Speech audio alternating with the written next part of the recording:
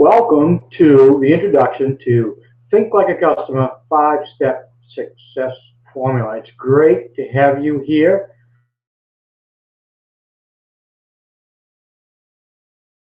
And I'm going to share with you in this session an overview of the 5 steps in the formula that we will be going over and digging deeper into in each of the upcoming sessions.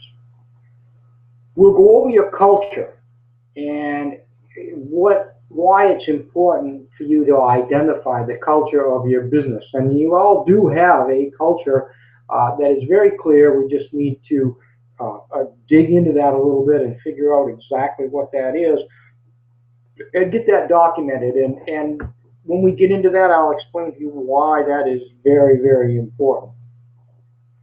And then the next session after that, we're going to talk about what it is that makes you unique in the business that you are in. Why do customers come to you instead of going to your competition? It's important to understand that, and I have some strategies that work very, very well to figure that out and get you on the right track of understanding why your customers really like doing business with you. In the next session, we're going to talk about the 80-20 principle, the Pareto principle, and we're going to talk about how you can use that to your benefit in your business and what that means to you. Then we'll move to why customers leave a business. It's important to know as you are building your business and gaining more customers, it's important to understand and know why customers leave a business so that you don't make the mistakes, excuse me, you don't make the mistakes that cause those folks to leave your business. And then the last session in this series, we'll talk about some systems, and we're not talking about expensive software or any huge investment. We're just talking about looking at your systemized things and make things go smoother and avoid mistakes and conflicts that may come about. So first, I want to share with you just briefly who is this Bill Packard guy, and why would you want to even pay attention to me in the introduction, let alone go 5 more sessions after this? I live in a small town in Maine. That explains my accent for you people that are having trouble.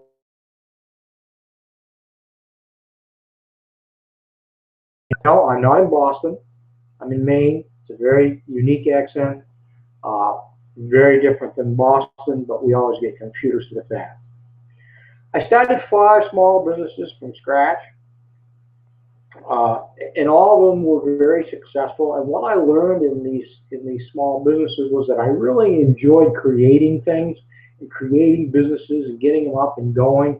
I got very little satisfaction out of the day-to-day operation of the business. So what I'm doing now is a logical transition for me to do the same thing with other folks that are already running their business or starting a business, get them a good solid foundation, and then let them take it from there. And I also spent 9.5 years in corporate America at MBNA, the credit card company.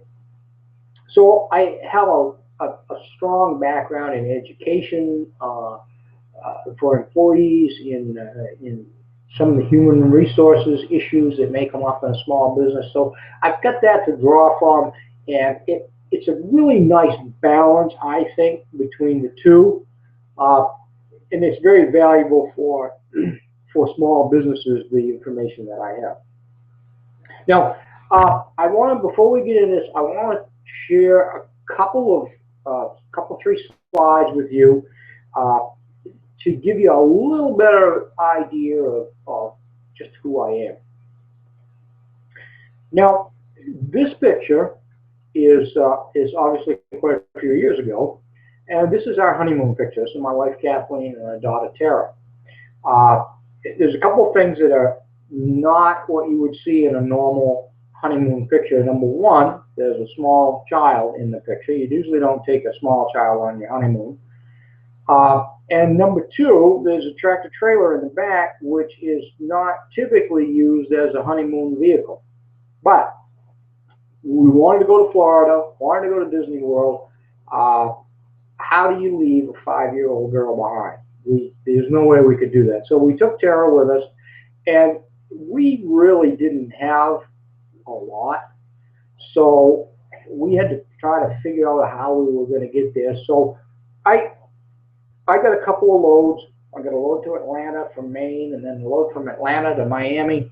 And then we left the truck and left the trailer at my folks' house, and the family went to Disney World and had our honeymoon and our vacation. Now we needed a place to live. We had an apartment, and we found this gem, this beauty right here, and we didn't pay very much for it, which is a good thing.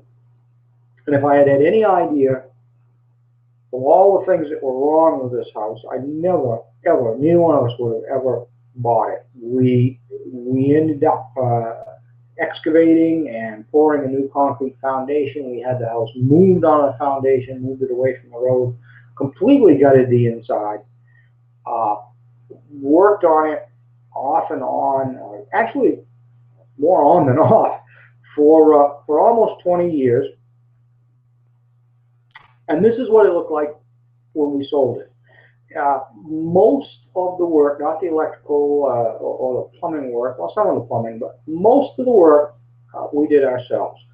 So I show you these pictures not to brag, especially with the house here, but the point is that one of the gifts that I've realized that I have over the years is that I can identify a goal and reach that goal using the resources that are available to me without going into a lot of extra expense and more investment than I can handle. So we were able to take a great honeymoon in Florida, spend time at Disney World, and do all of that and still get paid. And in this case here, we took a house that was practically in the role of the tax people, it was uninhabitable, and turned it into a beautiful home.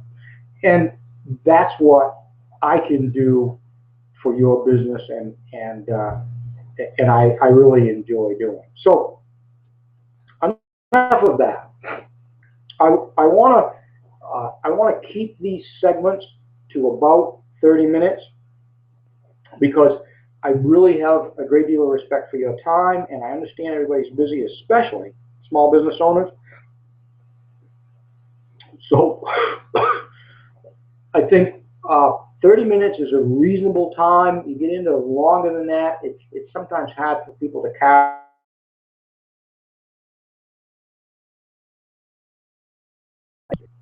So I want to go over some basic things very quickly before we get into the 5-step formula and talk a little bit more about each of the 5 steps in the formula and what we're going to be doing in the upcoming weeks. These are some things that are very important to me and that I believe in, and I found out over time actually are true. And I want everybody that is on this webinar and is going to consider going with me in the next 5 to keep these things in mind and believe these things. Keeping an existing customer is way cheaper than getting new ones. And more than that, you already know who this person is. You know you're doing business with them.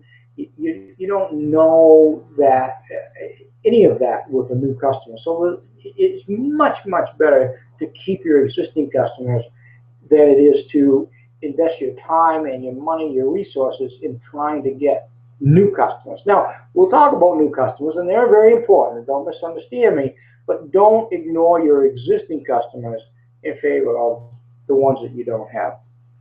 There's a lot of statistics out there. I look at this information daily to see what's new, what's changing, and the basic things that have been around for a long time is things like this. If people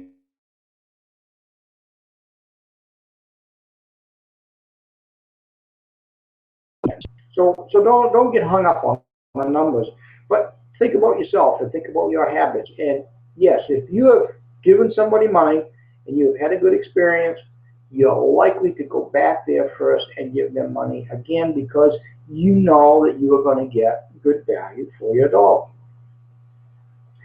And the third piece of this is offer customers what they want instead of what you think customers need.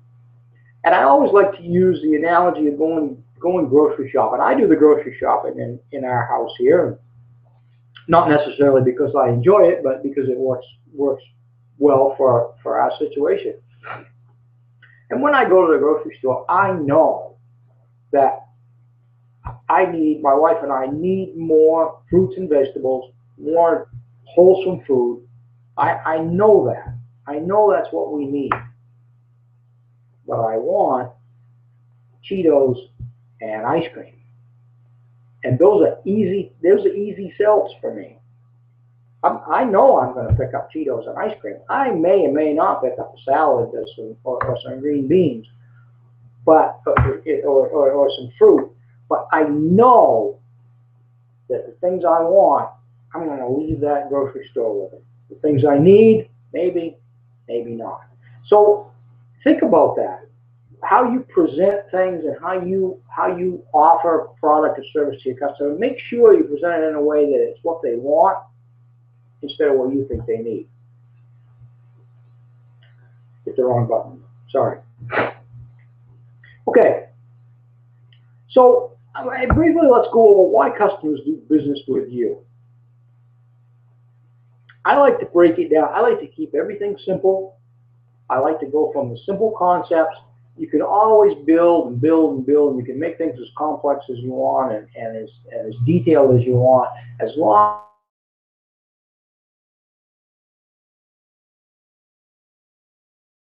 as whatever that is, they have a problem. Now, I've done some presentations, some live presentations where the audience is really not comfortable with this terminology of a problem. They would really call it a challenge or use a different word. And I understand that. Matter of fact, when I was in corporate America at MBNA, we weren't allowed to use the word problem.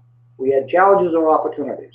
So plug in whatever you want. But I like to use the word problem for a reason.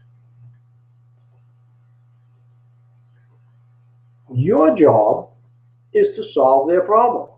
Now, if you think about any time that you have had a problem or a challenge or opportunity, whatever you want to call it, and somebody came along and solved that problem for you, think about how you felt about that person. That's a pretty special person. They took care of you. They fixed things up. They made things right. That's what you need to do for your customers. And the last point on this is think about what their lifetime value is, and you can figure this out. And oftentimes, businesses, especially if they have a small ticket item, tend to undervalue their customers, and they perhaps don't give them the attention that they should, and they don't treat them as well as they possibly could because they're just a small customer. I recently did a presentation for a group of convenience store managers, and we went through the scenario of a person who stops and gets a breakfast sandwich and a cup of coffee 5 days a week on their way into work. And so it's a $5 purchase. It's a small purchase. But interestingly enough, it was over $1,000 a year if you totaled it all up, 52 weeks a year. And so then we got that number, and then we moved on to, I set the scenario, well, they're going to have to put gas in their car. I mean, they're driving into work 5 days a week. It's likely, if they like the breakfast sandwich, they like the coffee, they're probably going to put the gas in there. So we added a number of $50 a week for one tank of gas. The annual value of that customer was almost $3,000. It was $2,850.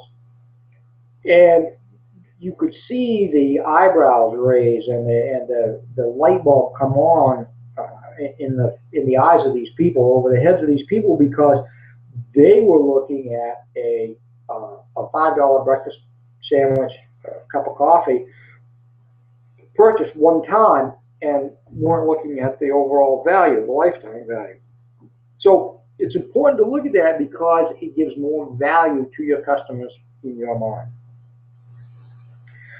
And one more point, you see a lot, you hear a lot. People will do advertisements. Their customer satisfaction is this or that, or they'll talk about customer satisfaction. I don't think customer satisfaction is a goal that you ought to be looking for. See, I don't think satisfaction is enough. I don't think you want people going around and sharing their experience with you, and somebody says, hey, how was it to do business with ABC company? And you say, oh, it was satisfying. No, that's not what you want them to say. You want them to say it was awesome. You got to get these, they're the best, whatever. And you're only going to get that result if you put the effort in and make that the goal. So I'd say satisfaction is not enough. You need to build relationships. Business is all about relationships. We're going to talk about this a lot in the next 5 sessions. It's all about relationships. And when you build those relationships, you will create fans that will share how awesome you are with everybody that they come in contact with. So show your appreciation for their business. Make sure that you let them know that you understand they have choices. They could do business with someone else, but they choose to do business with you, and it means a lot to you. Appreciate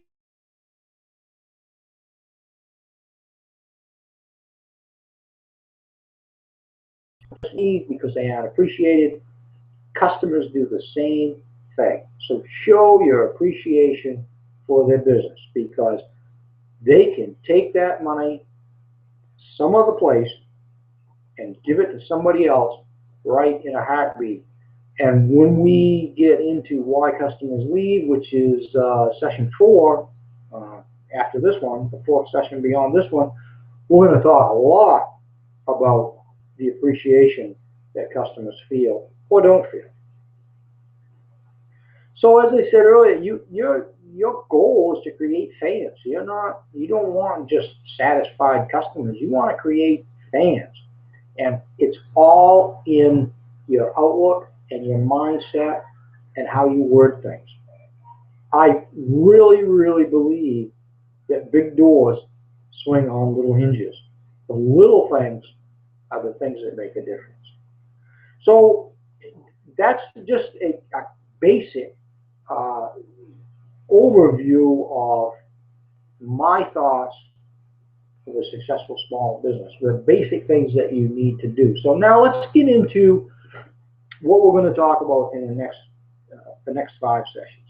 The first one, as I said, is your business culture. Now, don't get all worked up about this like it's going to be some kind of dry corporate hooey stuff. It's your core values, the things that are very important to you, and you're already doing it. If safety is important to you, that's important in your business, and that will be important to your customers. If promptness is important to you, honesty, those basic things. What we're going to do is we're going to create a culture statement for you, not a mission statement now, but a culture statement, 1 sentence, maybe a couple at the most, that clearly states what it is your business does and what's important to you. Things that you won't compromise on. We all have things we say, okay, I can get by with this, I can get by with that, but there are certain things that we are not going to compromise on. And it's important to understand those and identify those and make that part of your culture statement. And that's how you want to be perceived by others. If you don't create that perception, the the people will make their own. They will make their own ideas of what you're all about and what your business is. So it's important that we drill down on this and get started on this so that you are perceived by everybody out there, potential customers, potential employees, you're perceived in a way that is accurate and a way that you want folks to think of you. Now the second session after this is what makes you in your business unique. Why do people do business with you? If you're let's say if you're a landscaper, the potential customers have all sorts of choices of landscapers that can come take care of their property. Why do they choose you? And when we get into this, you'll see the value of that information. And I have an almost, I don't want to say guaranteed, but it's almost surefire way to find out, excuse me, to find out what your customers think makes you unique. Because it's not important what you think, it's important what they think. So what is it that makes you unique? And if you can figure out what that is and your customers agree, you're doing a good job. You're on the right page. So we're going to try to find out, why do people do business with you? It's going to be very, very important to know going forward. Then the next session is going to be 80-20, which is the Pareto principle. And we want to identify who your 20% customers are. Now, the 80-20 principle has been around for a long, long time. It's been tested and proven time and time again. And in this application, what it means is that 80% of your revenue comes from 20% of your customers. So that is huge. That is valuable information to identify who are those 20%. Those are the people that you want more of because they are giving you more revenue per customer than the other 80%. Now, we're not going to ignore the other 80%. We still want to do a good job for them and move some of those 80%ers into the 20%. But understanding the principle and understanding the importance of it is what that session is going to be all about. Why does it matter to you? Big deal. Learn why it does matter. And then you learn, how can you take that? If it's one thing you know, okay, so you identify, and here's a list of your best customers. Big deal. What do you do with that? Well, what I'm going to do in that session is show you how you take that information and turn that into revenue for your business. Now, we've determined what your culture is, so it's very clear you're attracting the type of customers that you want. You're attracting employees, the type of employee that you want. We've determined what makes you unique, so you know what it is that customers are looking for when they come to your business. And now we've identified your top 20% of your customers that give you the most revenue. So you would think we'd be ready to go, but it's important to understand why customers leave a business. And most small business owners have a different perception of why customers leave than what the facts are. And the facts come from the Small Business Administration. Sorry about that. Apologize. I hit the wrong button here. So we're going to want to know what the numbers are. Out of 100% of your of the customers who might leave a business or will leave a business, any business, what are the numbers? And then again, we'll take those numbers and we'll talk about some strategies and some things that you can do to make that valuable for you, because you don't want to do the negative things that encourage customers to leave your business. So that's how you're going to make that, take that information and put it to work for you. So that will be the fourth session after this that we will be working on why customers leave.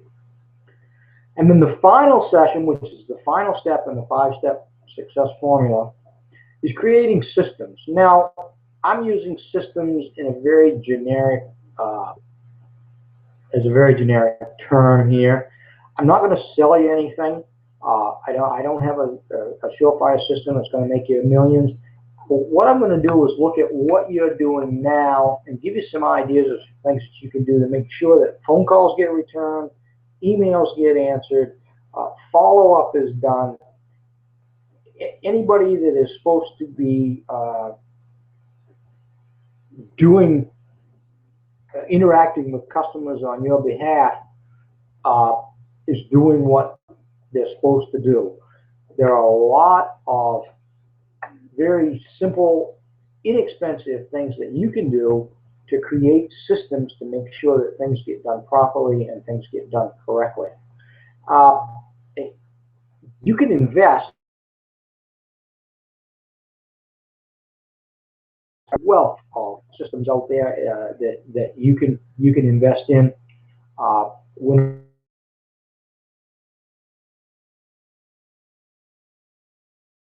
the importance of having a system, and then whatever fits your particular financial situation, whatever you want to invest in, absolutely go.